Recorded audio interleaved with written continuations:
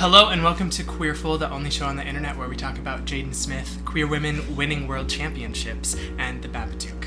I'm your host, Benjamin Rose, and today I'm interviewing a dear friend of mine, and we're going to be talking a little bit about drag.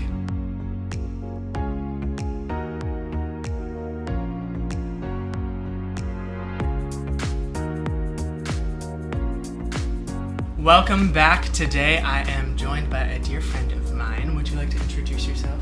Yeah, so my real name is Gabby, but my drag name is Garnet Grimm-Deville.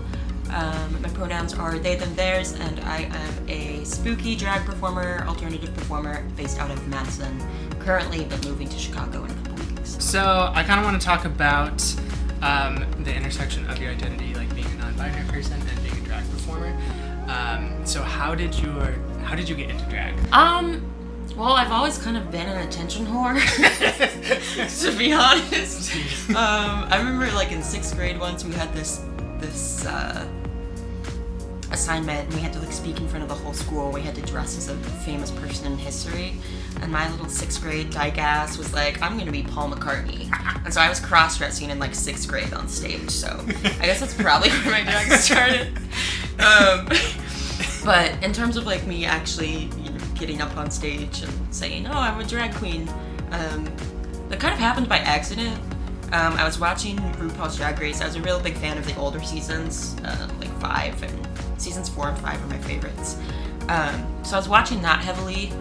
My ex-girlfriend and I would literally watch like 6 episodes at a time, just binge them, that's all we would do. So I got really into it and started going to local shows. One night I went in this like terrible like $12 pink bob wig that I got from some sketchy like Japanese site where I couldn't read any of the descriptions. So I got that wig, and then like my friends Jordan and at the time Austin were like, hey, let's go to 5 and go to a show, and like we'll all get done up. And so like I put on my wig and like some makeup, and I didn't consider it to be drag. I looked like ass. But I went there, and then the host of the show at the end pulled all 3 of us up on stage because they were in full drag. And I was asked what my drag name was. And I didn't have one, so I just picked one that matched the 2 who were on stage. We're not going to speak about that name. I was like, it's a horrible first drag name, and I don't want the internet to know that. My first time performing ever was January of 2018. I hosted my own show with Jordan. We had a show called Brainwash that we wanted to use to feature alternative and weird drag artists. So that's my first gig, and Baby Bear happened to be there. He was at the show, and he booked me for a show a couple weeks later. And then I think that second show is when I like spat up blood for the first time, and I was like, this is my calling. Because I thought... Didn't take long. It didn't. No, it took one like wearing a pink like bob wig and like trying to be kawaii to realize that wasn't me. Like, I thought I wanted to use drag as something like that was totally different than my normal everyday self. Mm-hmm. So I was like, oh, pink and pastels and like whatever, because I only ever wear black. So I wanted to do something like flip the script, but it ended up just being more of an extension of myself. So it's like goth, but amplified is my drag.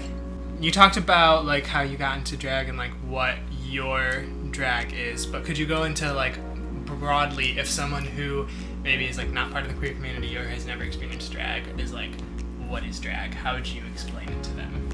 Mostly for me, I don't see drag in like a set book of rules. I think it's the exact opposite of that. I think it's just like a fuckery of gender and of the norms that, you know, we've been conditioned to believe and that consume as truth.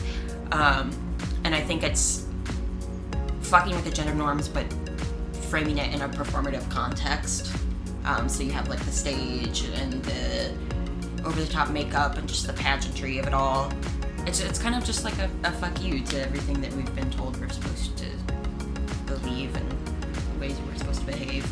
So going back to the more personal aspect, how would you describe the relationship between your personal gender expression and your persona, like your stage persona? I'm non-binary. So most of the time in my everyday life, I look like this, like minimal makeup, maybe some mascara, some foundation or whatever, and what would be considered like androgynous clothing most of the time. I have moments where I'm high femme, I have moments where I'm like far like butch. It's just like I flounder in between, and for a long time when I came out as queer, I thought that I had to stuff myself into one category. I was like, oh, I either have to be like a stone butch dyke, like far left stone butch dyke, or like far right high femme, like on the lesbian scale. The two genders. Right, the two genders. I thought I had to be one or the other, and so I was really struggling for a while. It was just like I wouldn't leave the house without a full face of makeup, hair done, like heels probably. And then I went to a phase where I cut all my hair off, wouldn't wear any makeup, only button downs like blazers, and I was like, neither of them felt comfortable or real for me. They both felt very performative in a way that I couldn't grasp, I guess, and couldn't really explain. In retrospect, when I was high femme or even like high butch, it was like, it felt like drag. It felt like a costume. Yeah. So when I do drag, most of the time, like I have dabbled in the drag king thing, which is fun, but I do prefer the high femme. And even though I'm like spooky and dead in drag, I'm still very high femme. And I wear a ton of makeup, and I wear big hair and like giant heels. And so it's kind of nice. It's like a way for me to express that feminine side that feels suppressed, but in a way that's like, I get to get attention. I'm on stage, I'm like making art of it. But the nice part is like I get to come home and take it all off. Right.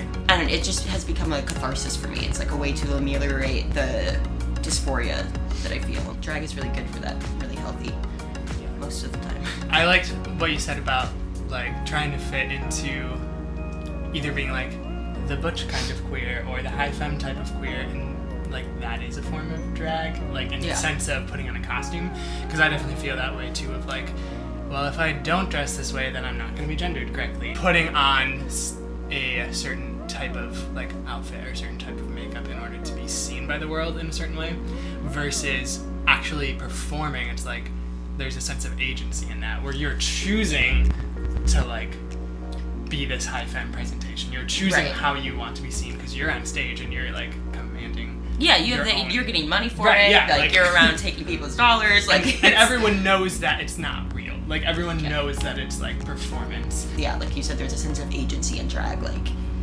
you're putting yourself in the spotlight. Whereas like when I'm walking down the street, I don't want that. It's like I don't necessarily want that attention, and I don't want people speculating about who or what I am. But when I'm on stage, it's like, I don't know, there I am. What is your personal experience of the drag community, quote unquote, as an AFAB performer? I mean, obviously I love it and I've had fun doing it, which is why I'm still doing it. But it has also been riddled with anxiety and not feeling queer enough, or not feeling trans enough, or just not feeling drag enough for these people. One of the big things when I started is just people would just say, oh, this is a Bioqueen. I had one host of a show before I was going on stage. They announced my name and then said, this one's a Bioqueen, which means, and I'm gonna misgender myself here because that's what they did, she has a vagina. That's right, she has a real pussy. Feels great, feels good, feels organic, thank you. Super great to talk about my genitals before I'm, on stage in front of a crowd of people. So it gets really gross sometimes. I'm maybe a little bit less polite about it than some people, but it's because it's fucking exhausting. Yeah. Some people won't tip me because they know I have a vagina, and they know, like, sometimes I perform just with, like, nipple pasties on or whatever, because that's really free and liberating for me. But some people see it and they say, that's not drag. They won't tip me. I do have some numbers that are very, like, in your face. I'm drawing attention to the fact that I am AFAB. I do it because I want to make them uncomfortable, and I want them to confront it, that I'm there, and I'm doing this thing, and it's like, I'm good at it. The tampon number, for example, like, you don't know how many cis men have told me that number is, quote unquote, too far. Yeah. For context, during this number, I have this whole mix of period-related things in pop culture, and at one point I pull out my tampon and I eat it. This sends them reeling. Naturally. They're overwhelmed. Off the wall. I feel like my strategy for it is to be very upfront about it and to say, this isn't okay, or this is how you should treat this person, or whatever. It's but yeah, AFAB queens are often underbooked. Not respected. I'm misgendered constantly still, even though I tell people all the time and people know. It's like widely known that I'm non-binary and I don't identify as a woman. Still misgendered all the time. It's a trip. It's really fun when you're down, like you're in a dressing room or something and you meet a new queen for the first time. They're like, "Oh girl, you're so beautiful. I wish I was a real woman. Oh my god, look at your tits." And they like touch you without consent, first of all. And they make, oh god, really invasive comments. I get a lot of hate for not shaving my body hair either because I'm AFAB, so they expect that I will do that as well. And it's like, people are really missing the point. They're really stuck in that old textbook definition, which isn't even true, which I'll get to that, of what drag is, which they think it's just a man dressing as a woman. Trans women have been at the forefront of like drag since it was a thing, and like the fuckery of drag has been around even before we like had words to describe what being trans was. So it's like to say that this art form, because it's not even about the person's identity, it's an art form, and to say that it's not valid for certain people to do it is just bizarre. In their mind, they see this and they say, well, this isn't accessible to women. Well, there you go, being transphobic, because I know. And what like, about, so you don't count the trans women right, who've been doing it for you. You don't count them. Yeah, like do they not count, or do you not really see them as trans, or like whatever way you paint it, it's problematic. So my last question then to wrap up that discussion is, what are ways that fans of drag, or just people out at gay bars, can support drag performers of all kinds? When you approach a performer, don't immediately comment or ask about their genitals. Also, that's my first tip. A great tip just for people in general. Yeah, when you're on the street, don't ask. Maybe like not appropriate. Another piece of advice, like when you meet a performer, ask them what their pronouns are. I think that's a really basic and easy thing to do. It's not hard. Just say, "Hey, my name is so-and-so. I really liked your show. It's nice to meet you. What are your pronouns?" Like, if you don't know already, ask. Also, social media is like a huge thing. So if you want to support someone, ask for their Instagram or their Facebook. We all like post our gigs on social media. So like if you want to like go to gigs and be there, which makes us more money, makes the clubs more money, that provide spaces for us to be safe. Being kind. Being kind. Not touching performers without their consent. Minding your own business. I know my wig looks good, but don't touch it. Yeah. A lot of basic courtesy that applies to a stranger you would meet in any other context still applies to I don't know why it flies out the window when you're in a drag bar. Like, just because you're on stage doesn't mean now suddenly you want everyone to touch you and to ask intimate details about your life. Right, like I want attention and money, I don't want to be groped. There's a difference. Too much to ask. There's a difference. This may sound biased. But like I would especially like do work to share like gender non-conforming performers. Share their work especially heavily because they get, like I said, less attention, less bookings, grammar. I think they need the extra shares, the extra boost, and the push to get half as far as their cis-male counterparts.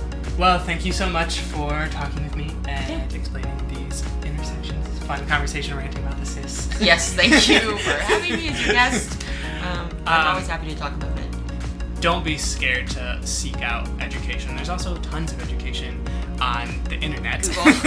Google! Google is your friend, which is why I'll also say for all of my Queerful videos, I always link resources that are relevant to the topic that I talk about, just because I think people are sometimes scared to know what they're looking for and know what questions to ask, and so sometimes Google is the best place to go first. But yeah, like if you're coming at it respectfully, people want others to be educated, and we want to bring light to like the trans community and non-binary community, all that kind of stuff. So before we go, is there anything that you would like to plug? Any like events coming up? Anything that you want the people to know? I'll put it in past tense because I'm moving, but I was hosting a monthly drag show here in Madison at the Queerful. The last one that I will be attending is August 1st. At the Queerful in Madison. It's like a goth club that opened on New Year's Eve. The theme is bloodlust. I've booked like 6 of my closest drag friends, some of my favorite drag performers in the area. Booked. Everyone gets a poncho when they come in because it's gonna just be a blood feast. It's gonna be great. Because how else will we celebrate me moving away? Absolutely. It'll be fun. And my final going away show. I have so many going away shows. Oh wait. I won before. On August 9th, I have one at 5 Nightclub, 5-star teas with Oh yeah. one of my favorite burlesque performers in the entire world, Red Rum. They're based out of Chicago. They are just, their art is immaculate. I can't even put them into words. August 9th, and then August 10th, I have my going away show at Dick's Milwaukee. So if you're in Milwaukee, I'll be there. My Instagram is just Garnet, like the gemstone, _Grimm with 2 M's. So yeah, if you are in Wisconsin, hit up those events. And if you're not in Wisconsin, follow them on social media, especially if you like spooky, bloody, weird things. We love it. That's my vibe. It's my energy. Make sure to check out those resources and follow both of us on social media and give us attention because we love it. We love it. We love attention. All right, love you. Bye.